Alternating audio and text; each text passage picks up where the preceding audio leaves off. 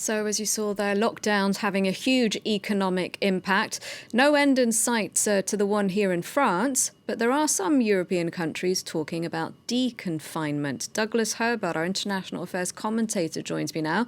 Doug, like I said, in some places in Europe, governments are starting to think about life after lockdown. But here in France, any talk of deconfinement being officially discouraged. Why is that then?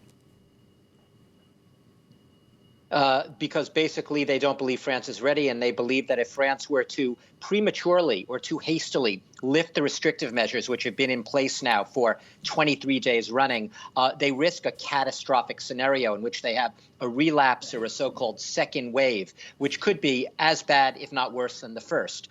Look, France has had over 10,000 deaths since the outbreak of this pandemic, and the death toll is still disturbingly high day after day. It is yet to subside. So the deconfinement, that D word, is officially taboo in government circles. It's true that on television, French commentators and pundits, they debate, how is deconfinement going to happen? Is it going to be by region? Is it going to be by age group? Will you have to be tested or not? What type of test? But in the government, they're saying talk of deconfinement at this point makes no sense. And a top government official also saying that for the time being, confinement is here to stay.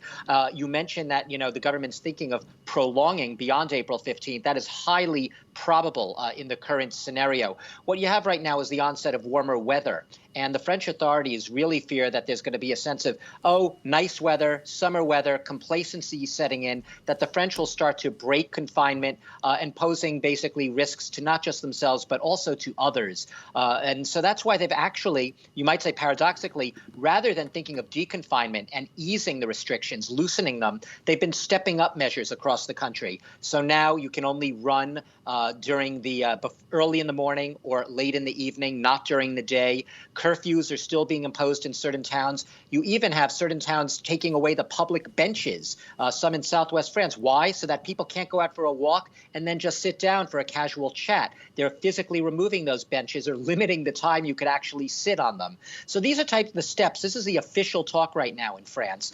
It's really the concentration, the focus is to the French people. We are not out of this yet. Not by a long shot. Do not get complacent. Do not be fooled by the nice weather. We have a while to go yet. And if you do want to come out of this sooner rather than later, now is the time to hunker down. Doug, what are the steps other European countries are considering as they look to loosen restrictions? Well, first, as you said, there are steps. In other words, in other countries, the D word, deconfinement, is not taboo. Austria is going to be doing a gradual lifting of restrictions starting after Easter. After April 15th, they're going to start opening up small shops again. Then they're going to see how that goes. A week later, they're thinking of reopening schools and kindergartens.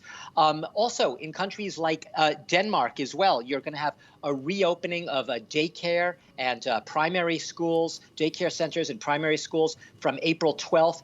None of this is to say that they're all of a sudden in one fell swoop lifting all restrictions. Everyone will be free to run outside their house and start partying. It's all in everywhere you talk about. Even when they talk of lifting confinement, it's about graduated, phased steps to step up this deconfinement. Czech Republic as well right now, they're going to be lifting some of the travel restrictions, not making runners or cyclists wear masks anymore, as has been the case. As the Easter holiday approaches, they'll let Czechs go to the countryside, spend the Easter holiday with their families as well.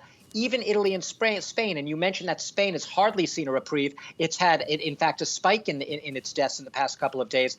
They're starting to talk about phased steps beyond the lockdown. In Spain, they're going to be requiring some sort of universal testing to ensure that people do not have the virus or have immunity. And in Italy as well, they're talking about life beyond the coronavirus, but living with the virus. That means possibly a smartphone application which can track people's movements 48 hours after they are infected. So all these countries are taking gradual steps, cautious steps, advancing with prudence. I'll just leave you with this. Denmark's prime minister has said it's like a tightrope act. If you stay still and you don't move, you risk falling. Go too fast, things can end very badly. You must advance cautiously. Very tricky indeed. Thank you very much, Douglas Herbert there.